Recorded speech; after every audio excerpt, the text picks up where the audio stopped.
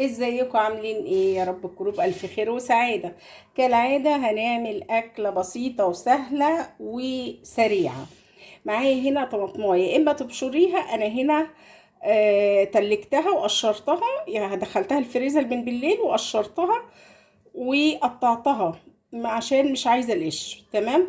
معايا بصلاية صغيرة متقطعة صغير اهي. معايا فصين توم متقطعين صغير كده، فروميهم اي حاجه. معايا فلفل الوان على فلفل سبايسي.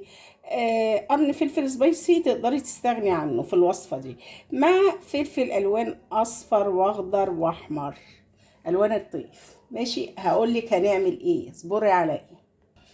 تاتا، الأكلة اللي البنوتات بتستسهل وتعمل جنبها شوية مكرونة. ده بصل أنا مفرزاه، ومعايا نص كيلو من اللحمة. هبدأ أحط عليها كل هي كده لسه يدوبك، يعني إيه، بتبدأ تفك أهي.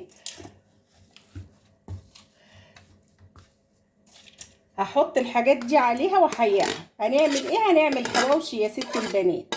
هحط توابل الحواوشي من عند العطار وملح وفلفل أساسي. هحط التوابل بتاعتها وهبدأ ايه افكها واقلب كله مع بعضه بحيث يبقى كله ايه، ما يبقى خليط واحد. بيسيكا لفظ واديها. تمام. حلوه البيسيكا لفظ واديها، وفي العيش وعبيها. حلو كده. تمام. فلفل اسمر وتوابل حواوشي، مش اكتر ولا اقل.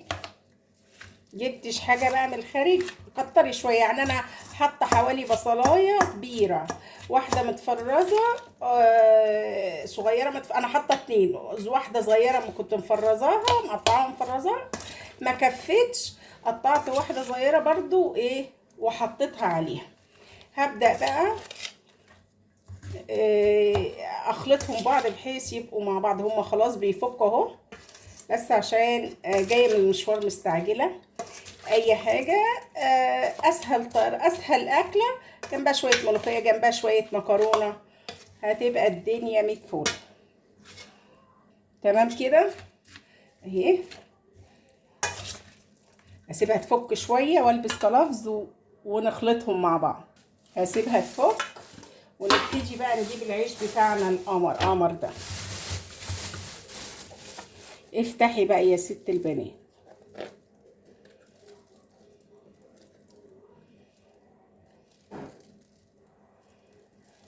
واحشي الكميه اللي انت عايزاها. حضري عيشك تكون اللحمه فكت.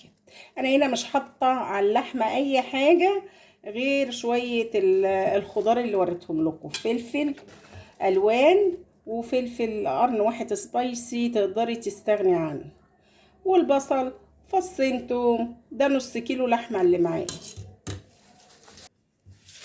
هنا انا عملتها بالمعلقه، ما تحطش ايدك، مش لازم تحطي ايدك، احنا مش عايزين الحاجه الخضار والحاجات اللي حطيناها الفلفل والبصل يتهروا، كده كده هيستوي. تحطيش ايدك، من غير ما تحطي ايدك كده قلبيهم كويس في بعض وابدأي احشي الرغيفه بتاعتك، بدل ما نروح نجيبه هاو ونونو. وعلى ايه؟ كلها حته لحمه وشويه فلفل الوان، بصلايه، فص ثوم، والحياء بتاعه. لحمه مضمونه وانت عارفه مصدرها. تعالي بقى اقولك على التركه المهمه اللي هتوديه في حته تانية خالص. الحته دي حته ليا من بتاعه الخروف، انا هاخد منها حته صغننه كده اهي. هقلبها مع الخليط ده، هتديلي طعم تحفه.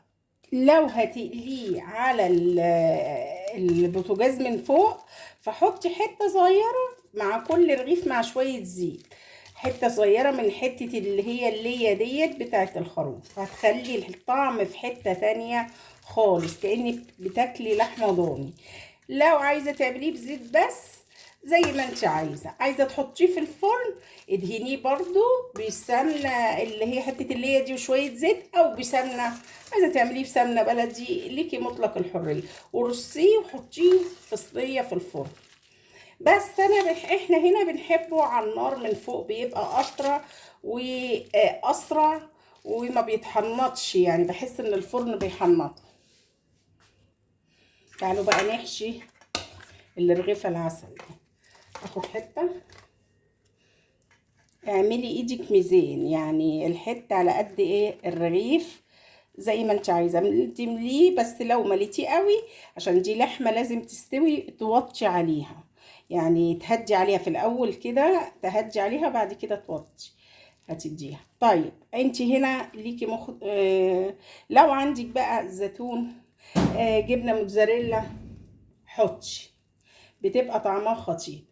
انا عندي الجبنه موتزاريلا بس مش النوع القوي اللي هو اتضحك عليا فيه، فهحط حته بقى. يعني انت عندك اي نوع عايزه تحطيه حطي، وهبتدي وابتدي اهي. حطيت حته سمنه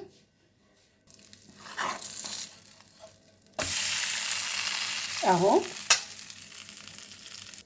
بصي بقى كمان خطير. طيب عملتي واستكفيتي على قد ايه عيالك او كده فاض منك في كيس وفي الفريزر، هتحطيه هتطلعيه فوق ومش هياخد وقت معاكي خالص. اهو كأنك شايله عيش، طلعيه فوق. انا هنا اللي شلته في منه بموتزاريلا وفي منه لا.